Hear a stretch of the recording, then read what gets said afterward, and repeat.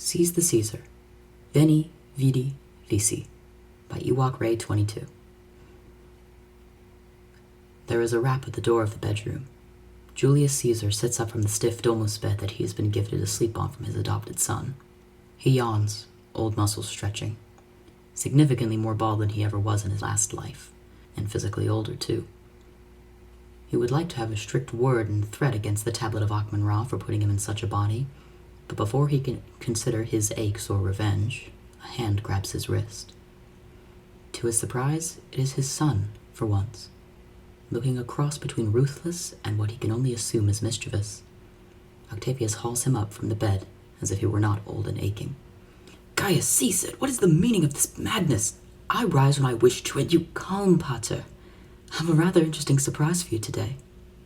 "A surprise?" "A party, if you will. A gift." Octavius finally stops tugging, now just holding his wrist instead. Julius feels a distinct regret toward the fact that his heir is now a much taller, muscular man with the strength to push people around, rather than the scrawny, sickly young man he once knew. "A gift? How thoughtful. If you were more considerate, you would allow me to rest longer. It is about time you ceased lounging all day, pater, and found an activity to do." "Well, I shall run and walk only when I am permitted to do so. I did plenty enough at my time as a general." His son only huffs a small laugh to himself, leaving Julius staring at him. "What is it?" Nothing. Now come along. I will show you there." Octavius stands upon a pedestal. They have gathered in Rome, and there are people galore. Sailors, pirates, Egyptians, Chinese warriors, Roman legionaries, cowboys, Mayans. Each one come from dioramas over. All crowded in as Julius stands emotionless above them next to his son. It was not too long ago that the dioramas got their expansion, and not everyone is familiar with one another yet. "Hello, all." Octavius waves his gladius high, getting the attention of the crowds. "I trust you all know my pater, Gaius Julius Caesar." All eyes turn to him. "You may also know this day, the Ides of March, the 15th. Oh no. He had forgotten. Somehow. A man he is only somewhat familiar with, named Ambustus, approaches him and straps a toga scarf made of a scratchy fabric over Julius's shoulders. "My beloved husband has proposed a celebration. A very fitting new annual celebration, that is." He turns to see his cowboy son-in-law smirking at him. His heart ices over. "Teams may be acquired if one wishes. A countdown to allow him to run shall be in place first and foremost. I myself will be participating." A bucket of fake daggers gets spread around, and Julius backs away, glaring at his son. "The first miniature to catch Julius Caesar and hit him with one of these Velcro daggers shall acquire the golden laurel. May you conquer all! Beware the Ides of March!" Jedediah looks over at him. "Run, old man, you get a minute head start." He turns on his heels, hiking his nicest toga up, running, cursing his son's name. Octavius continues his speech. "Now raise your daggers and repeat after me. Veni, Vidi, Vici." The crowd roars, daggers held to the sky. "Hey, tits." Cyrus turns, holding his Velcro dagger, to see Peter Colt standing there. A mere acquaintance. They only know them as Jedediah's second in command, working together often in comfortable silence. "Yes?" he asks. "I need a partner for this. Somebody who can run quick and fast." "I can run faster than ever," he agrees, offering his hand for a sealed pack of partnership in the competition, now that I've had my chest flattened. "Wait, huh?" "Nicholas Daly modified my figurine for me." He taps his chest plate, smiling. "You can no longer call me Tits, Cole." "Oh, man. Well, suppose that's good. Alrighty, Ambustus. Want to go with that, old man?" "We could use my chariot." "Now that's an idea. We're going to be a perfect team."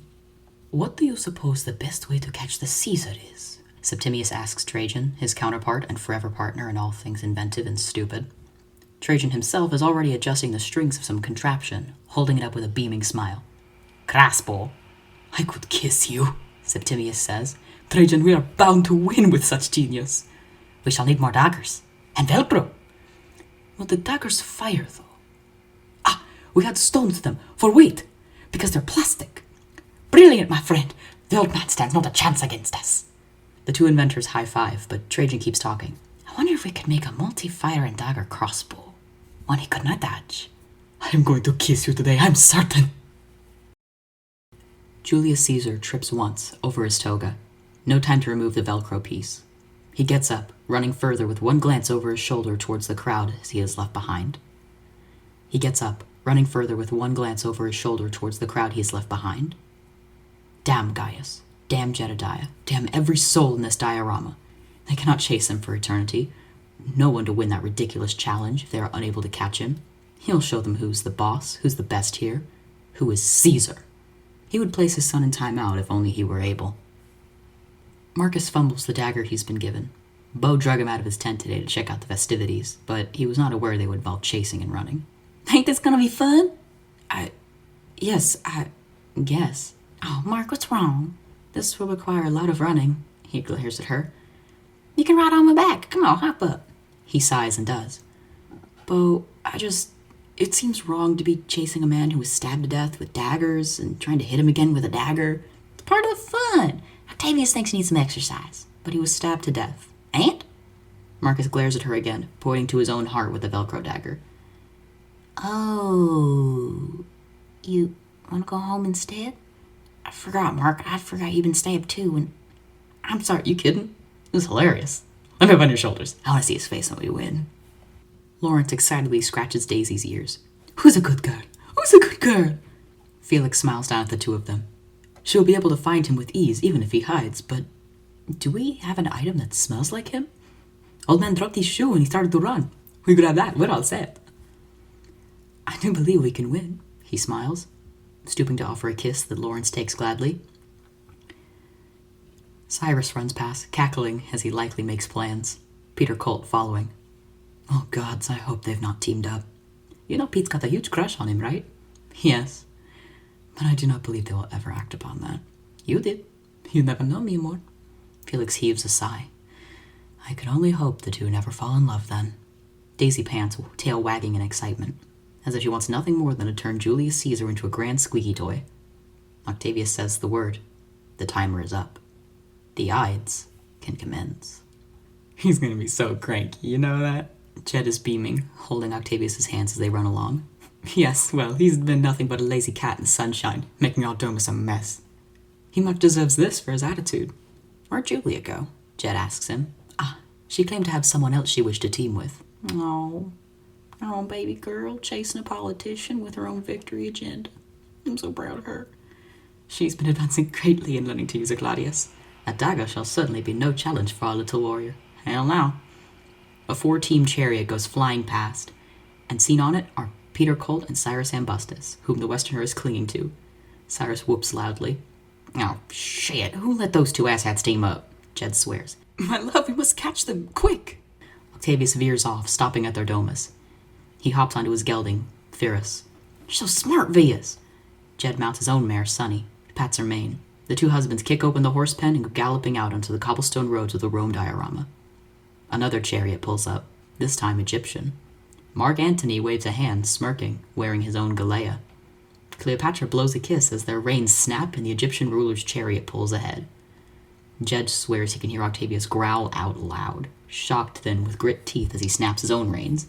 He follows Octavius, now on a mission to make sure that Octavius and Antonius don't fight each other rather than completing today's goal. Julius stops, holding onto a statue pedestal, still in Rome, heaving and wheezing for breath. The chariot squeals as it does a creaky turn, and the cowfolk riding on its back tosses a Velcro dagger. Julius yelps out loud against his own shame, dodging it. The charioteer hauls the reins around, and the Westerner throws yet another dagger. Caesar turns, ducking down into an alleyway where no chariot can follow. Tullus Fannius Pavo has his arms crossed, on the back of none other than a mule. I am furious that no one else wished to partner with me. Oh, well, lucky old me, Tommy grins, gap-toothed. I want to win one of them fancy laurels, and you really ought to have one too for that pretty head of yours. Pavo pinches his nose. Indeed, though when you touch one, it is bound to instantly corrode. They gallop along. Can you go no faster? Sorry, afraid Wendy here is a set speed, but she climbs mountains best. This is hopeless. Pavo places his head in his hands, unaware that Thomas Knight is going slow only to have as much time with him as possible. Julius opens a door in the alleyway, headed up the stairs. If he can get on a roof, he can roof hop, perhaps. Gotcha, old man! A woman, wearing a cowboy getup, hops into the window of the home. Julius backtracks, only to bump right into her partner, a one-armed cowboy. Grandma Marcus! The cowboy raises his missing limb. Julius runs out of the way, barely missing a dagger that the woman throws. He hops out the window, onto the roof of the building next door, grunting from the exertion and the jump. Did you really just try and grab him with your missing arm? Bo screams, tugging on her Stetson. I panicked, Marcus wails.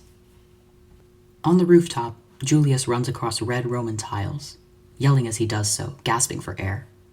Something whizzes past his face. A Velcro dagger with a rock attached. He turns his neck.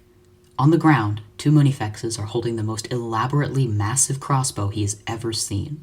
He can only imagine the thing defies several modern-day weaponry laws. Several daggers fly at once, and he ducks down, allowing them to fly over his head. Both soldiers curse in languages he cannot understand. He continues to run, letting his sandal, he cannot remember losing one, over the rooftops.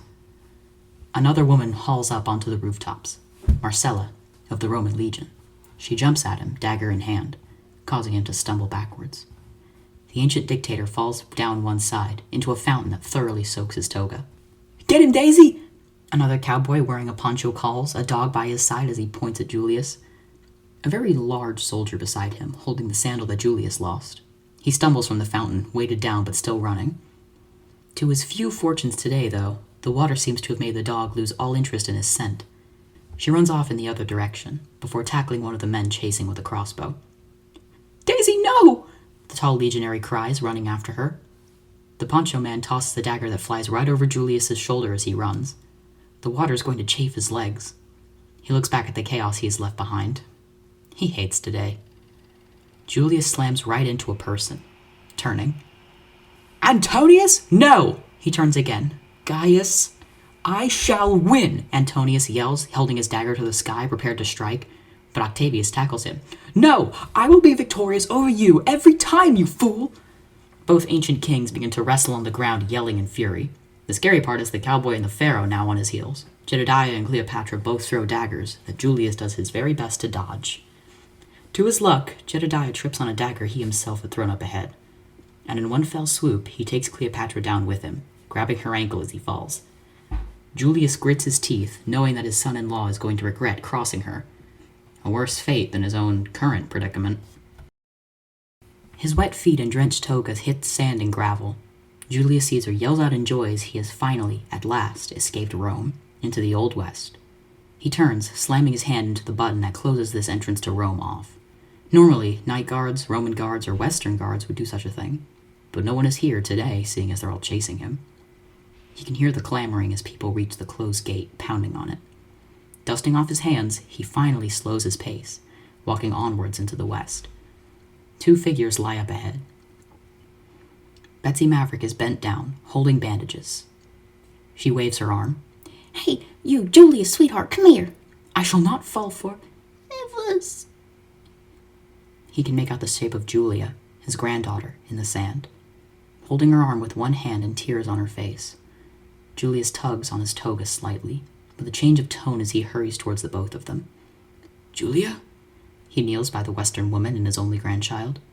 Whatever is the matter? We think something's broke, Betsy says. Her wrist, I think. Oh my. It fell off my horse. Julius sobs. She's only 7 years old. Julius makes to grab her, holding his arms out. Easy, little one. Come along. I shall hold you as Lady Maverick mends your arm. Come here. We can find your potters, too. Carefully, she moves towards him, arm held close to her own body as he hugs her in his arms. There, there. All will be well. You are strong and quite the... Evas? Yes? If I were you, I would get off my high horse, because the Trojan horse is here instead. What? He looks down, only to see Julia the Elder slap a Velcro dagger directly to his chest. He blinks. Et tu, Neptis? She turns, high-fiving Betsy Maverick with her supposedly injured hand, beaming. The gateway opens, and everyone in the chase spills out of the Roman diorama into the west. Julius Caesar turns, his dagger still stuck to his chest, out of breath, filthy and soaked. Tu fututorum, he glares, stooping to pick up his grandchild and lift the arm of Betsy Maverick. You have your victors! Would the lot of you dimwits cease chasing me? Octavius and Antonius appear to be sporting black eyes. Jed gets on his knees, opening his arms for Julia as she goes running, holding Betsy's hand to hug her Western father. Cleopatra smiles, crowning the bouncing Julia and chuckling Betsy. You fight dirty, the pharaoh says to Jedediah. I admire your strategy. Octavius picks up Julia. What wondrous manipulation. Keep this up and you will conquer the world. Others enter the scene, such as Ambustus placing a bandage on Colt's cheek, Felix Maximus carrying his boyfriend and their foxhound in his arms, Septimius and Trajan hanging their heads but quickly making plans and blueprints for a new and improved dagger crossbow. Even a pair on a mule that Julius does not recall encountering. 2 Westerners skid into the scene. Wait, Javier says, if she's the winner, he didn't get to the bridge in time. Oh, shit, Petra mutters. Behind Julius, there is a flash of light. The bridge over the Western River explodes, dynamite sending its skylight high, the pop and explosion reflected in the eyes of the crowd. Silence. Jed turns. The demolition duo share a quick look at one another and take off, running in the other direction. We ain't able to afford to rebuild that 6 times a week. Y'all get your asses back here! Jedediah Smith hauls after the both of them. Julia runs back, hugging Julius's leg as he lifts her once more. I despise you, he says, but I should expect you to be as ruthless as your pater. I had to win, she says, as he adjusts the new laurel wreath on her head. It is fancier than her normal one. You did win. As I said, I should have assumed so. You are destined to do so. Darkness looms over, and Nick Daly stands there, opening the glass door to the west. Hey guys, what are you... Never mind. Anyway, we have a party in the main lobby for all the exhibits. There's Little Caesars and Caesar salad. Cheers go up as miniatures begin to leave the home. Only Julius, Julia, and Octavius remain. A what salad? Never mind, another time, Potter. Tonight, we eat like ants. I expect compensation for your behavior today. Very well. I wish said compensation to be you getting along with Marcus Antonius. No. They move onwards. I do not enjoy the Ides of Rome. I imagine you have to be one of the only men in the world who has such a reason to hate it. I refuse to do this next year. We shall see about that.